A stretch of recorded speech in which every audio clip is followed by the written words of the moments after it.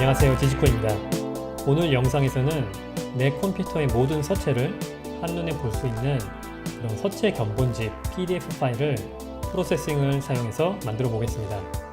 그래서 지금 보시는 것처럼 이 PDF에는 제가 지금 현재 컴퓨터에 설치해 놓은 모든 서체를 견본으로 보여주고 있는데요.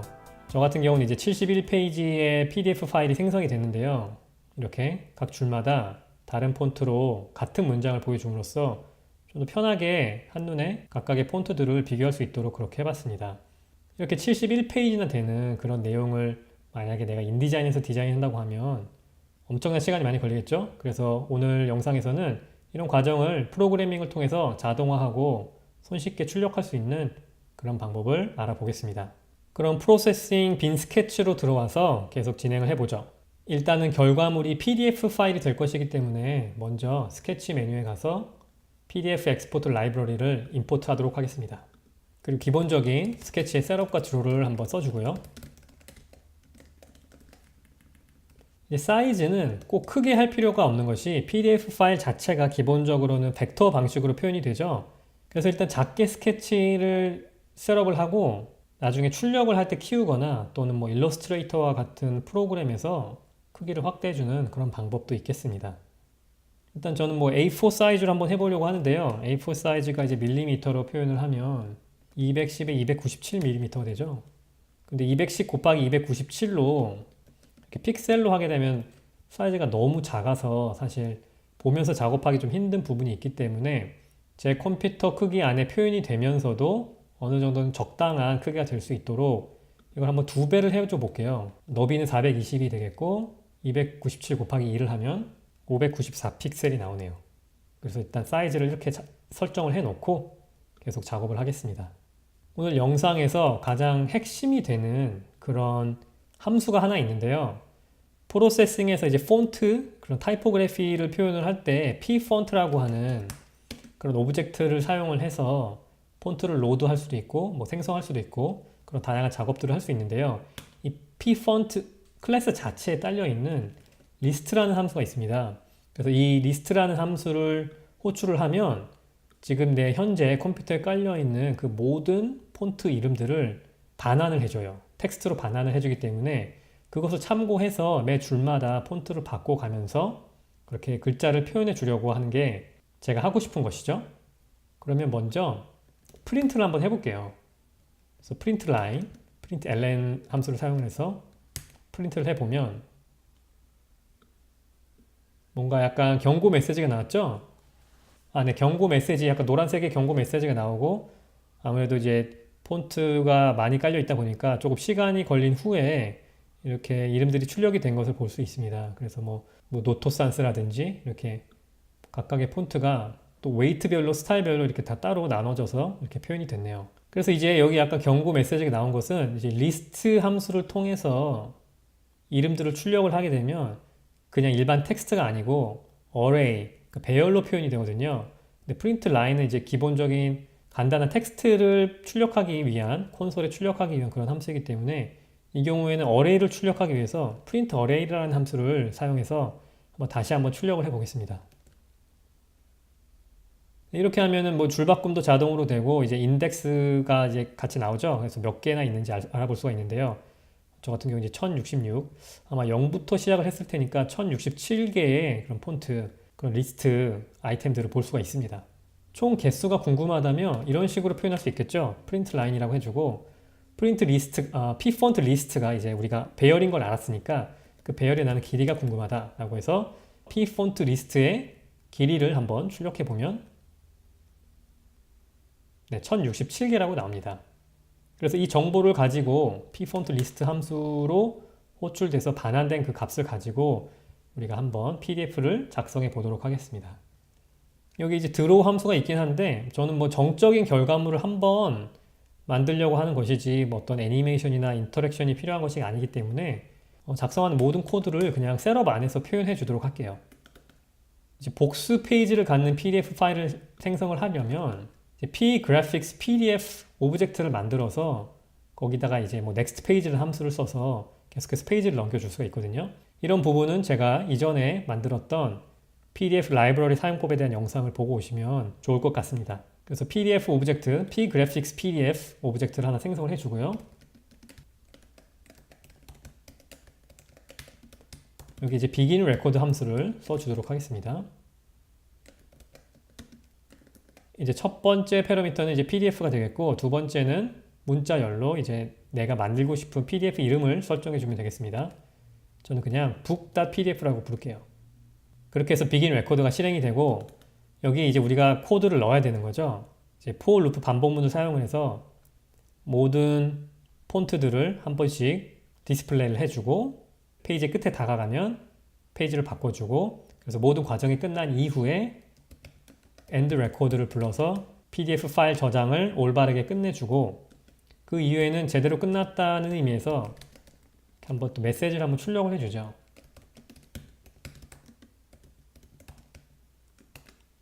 그리고 나서는 자동으로 프로그램이 종료되도록 그렇게 할 수도 있습니다. 이 부분은 뭐 꼭 필요한 것은 아니니까 일단은 주석 처리를 해 놓고요. 이렇게 하면 이제 기본적인 구조는 완성이 된 거죠. 그럼 이제 어떻게 해서 글자들을 표현해 줘야 할지 그 중간 부분에 집중을 해서 계속 코드를 짜 보도록 하겠습니다. 그래서 몇 가지 전역 변수들을, 글로벌 베리어블들을 좀 만들어 주도록 하겠습니다. 일단은 내가 지금 글자를 출력하고 싶은 그 폰트 정보를 저장할 수 있는 pfont 오브젝트를 하나 만들고요. 또 하나의 pfont 오브젝트를 만들어서 이 부분은 이제 캡션, 그 폰트의 이름을 나타내는 그런 글자를 표현할 수 있는 서체를 지정해 주도록 하고요. 또 모든 폰트의 이름을 일단은 문자열, 배열 안에다가 저장을 해 두도록 하겠습니다. 또 총 몇 개의 폰트가 있는지,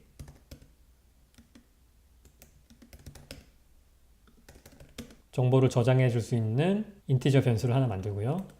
또 어떤 메시지를 이제 표현해 줄지, 이 부분이 뭐 언제든지 변형을 할 수 있는 것이긴 한데 뭐 보통 쓰는 문구를 한번 써보도록 하죠. 대충 이 정도까지만 해놓고요. 테스트하는 용도니까. 그래서 이 폰트 오브젝트 같은 경우에는 현재 내가 텍스트를 디스플레이 하고 싶은 폰트를 의미하는 것이고, 캡션 폰트 같은 경우는 폰트 네임을 표시해 주기 위한 것이죠.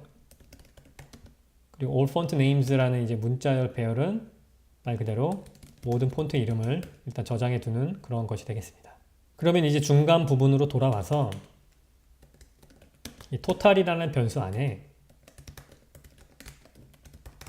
우리가 출력해야 하는 그런 폰트가 몇 개인지를 저장을 해 두도록 하겠습니다. 이렇게 total 변수의 초기 값을 지정해 주고 난 다음에는 뭐 콘솔에 메시지를 출력해 볼 수 있겠죠?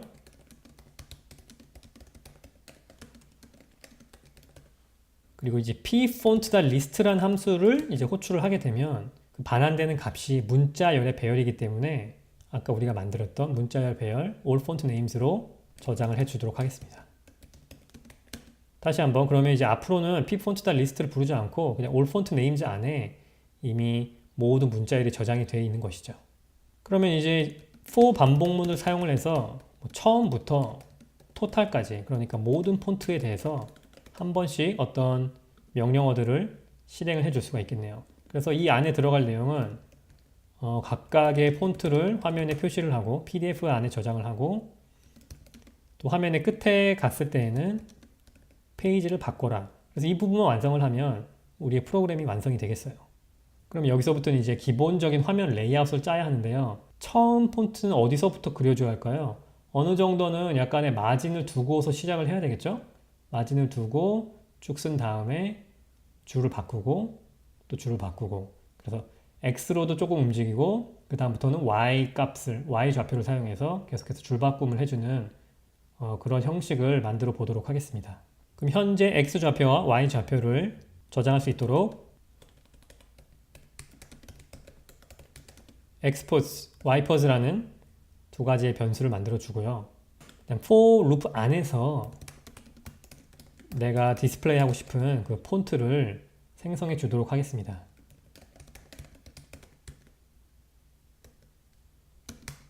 이게 create font라는 함수를 사용을 하면 처음에는 폰트를 지정을 해주고, 두 번째 패러미터는 이제 그 크기, 픽셀로 된 크기인데요. 현재 화면 자체가 굉장히 작기 때문에 일단 8픽셀이라고 해봤어요. 그리고 이제 내가 사용하는 폰트를 이 폰트로 설정을 해주고요. 텍스트를 이제 표현을 해주면 되겠네요.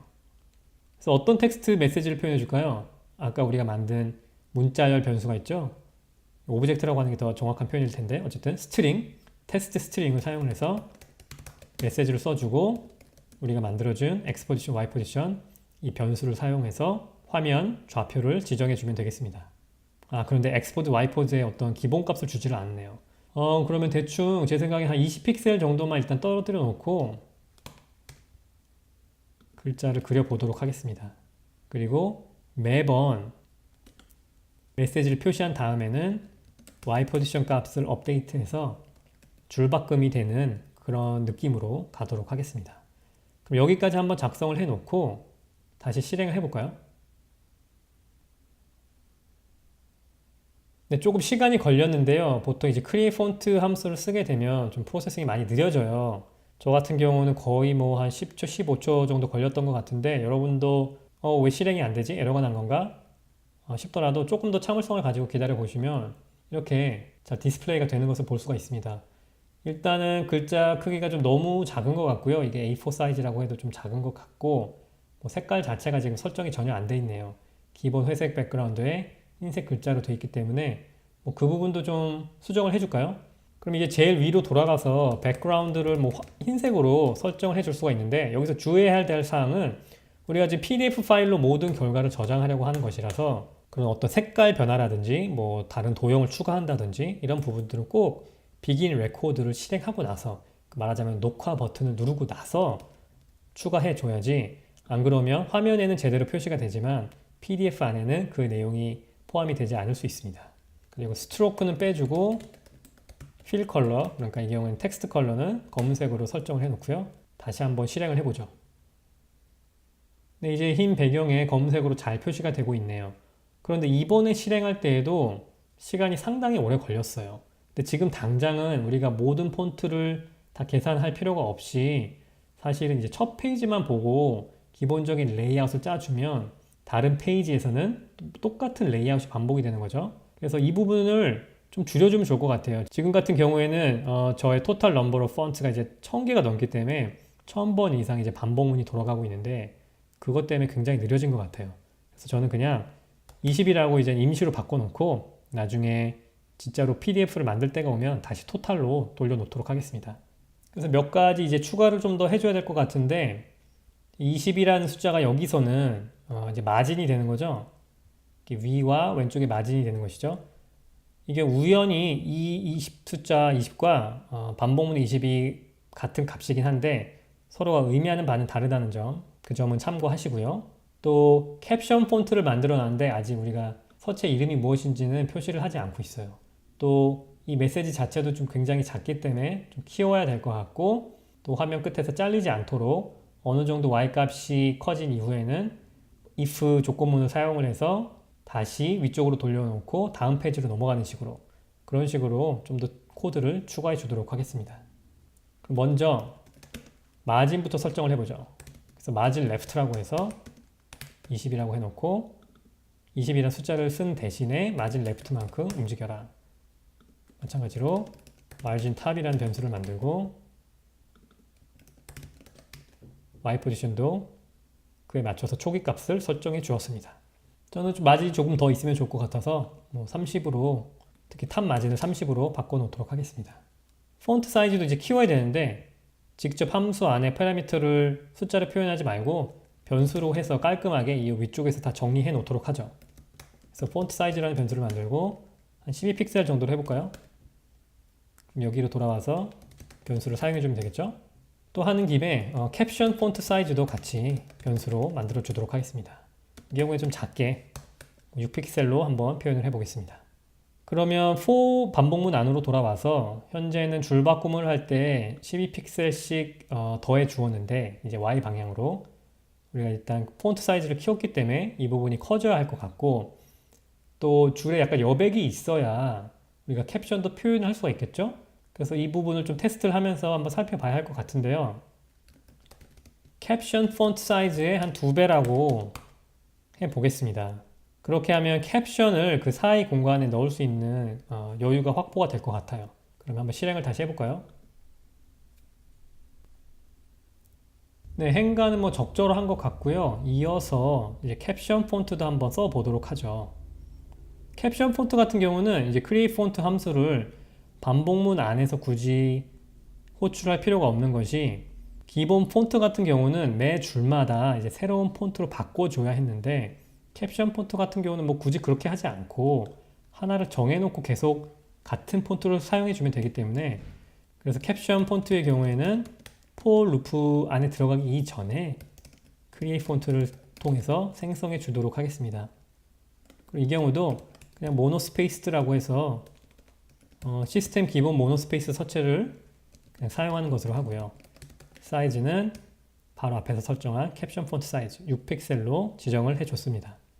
그러면 이제 한 줄 메시지를 표현하고 나서 또 캡션을 사용해서 폰트 이름을 적어주고, 또 행을 좀 띄워서 다음 폰트로 메시지를 표현해주고, 또 캡션으로 폰트 이름 적어주고, 이런 식으로 쭉쭉 반복을 해주면 되겠네요. 그럼 이어서 텍스트 폰트를 교체를 해주겠습니다. 캡션 폰트로 교체를 해주고, 텍스트의 경우에도 테스트 스트링을 쓰는 것이 아니고 그냥 폰트 이름을 직접 가져오는 식으로 그렇게 한 다음에 또 줄을 띄워야 다음 메시지를 표현할 수 있겠죠. 그래서 Y 포지션을 이제 어느 정도 증가를 시켜주는데, 이 경우에는 이제 폰트 사이즈를 해야겠죠. 그냥 다음 줄에는 다음 폰트에 테스트 스트링이 들어가는 것이기 때문에 여기도 뭐 폰트 사이즈 2배라고 해서 좀 화이트 스페이스를 넣어주도록 하죠. 그럼 여기까지 작성을 하고 실행을 다시 해보면 네, 이렇게 잘 나오네요. 지금은 이 프로세싱 스케치 사이즈 자체가 너무 작아서 글자를 명확하게 알아볼 수 없는데, 우리가 이미 begin record, end record 구조를 만들어 놨기 때문에 사실은 지금 실행할 때마다 PDF 파일이 저장이 되고 있어요. 지금 같은 경우는 이제 한 페이지짜리 PDF 파일이 계속 저장이 되고 있으니까 스케치 폴더로 가서 어떻게 나오고 있는지 한번 확인을 해보죠. 네, 여기 book.pdf가 있죠? 한번 프리뷰를 해보면 네, 이런 식으로 의도했던 대로 깔끔하게 잘 나오고 있네요. 그러면 뭐 마지막으로 남은 것은 아래쪽 여백을 한번 신경을 좀 써줘야 될 것 같고, 또 여기까지 끝에 도달했을 때에는 다음 페이지로 넘겨줘야 되겠죠? 그 부분 이어서 마무리를 지어보도록 하겠습니다. 그래서 Y 포지션을 마지막으로 계산하고 난 다음에 if 조건문을 한번 넣어줘 볼게요. 이제 여기에는 이제 Y 포지션이 어떤 한계치보다 좀 더 커졌을 때, 이제 끝부분에 도달했을 때라는 것을 이제 표현을 해줘야 되는데, 끝부분에 해당하는 Y 포지션이 이제 화이트가 되는 거죠. 근데 하이트보다 커졌을 때를 테스트하자니 뭐 글자가 잘리거나 화면 바깥으로 넘어가는 경우가 생길 수 있어요. 그래서 하이트보다는 조금 작은 값을 테스트를 해줘야 되겠습니다. 우리가 마진 레프트, 마진 탑을 설정해서 white 스페이스를 줬던 것처럼 똑같이 margin bottom이라고 해서 변수를 하나 생성을 해주죠. 이 경우에도 뭐 탑과 똑같이 한번 30픽셀 정도로 해보겠습니다.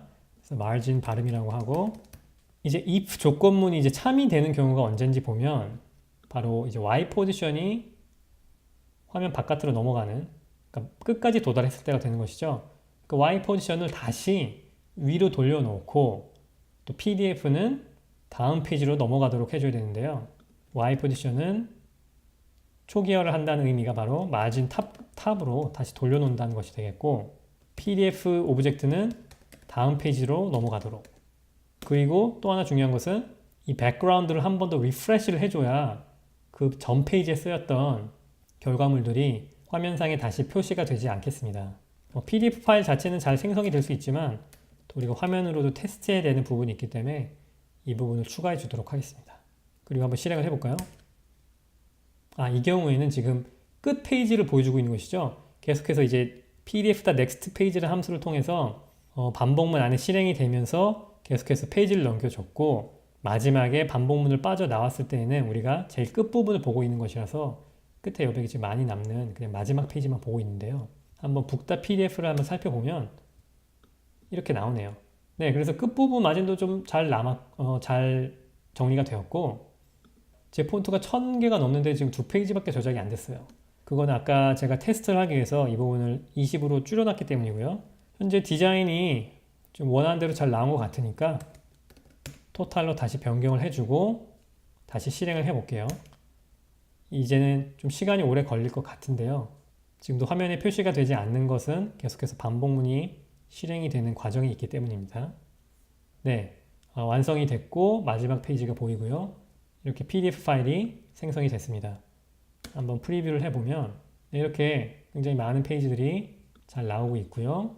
끝 페이지까지도 잘 생성이 되었네요. 그러면 이제 이런 기본적인 구조를 가지고 여러분이 좀 더 응용을 해보시면 좋을 것 같아요. 뭐 헤더를 넣어준다든지 페이지 넘버를 넣어준다든지 뭐 레이아웃 가지고도 좀 더 실험을 하고 발전시킬 가능성도 있을 것 같고요. 그래서 그런 부분도 한번 테스트를 해보면서 프로세싱에서 PDF 파일을 생성하는 그런 과정을 연습해 보시면 더 좋을 것 같네요. 그럼 오늘 영상은 여기서 마치고 저는 다음에 뵙겠습니다.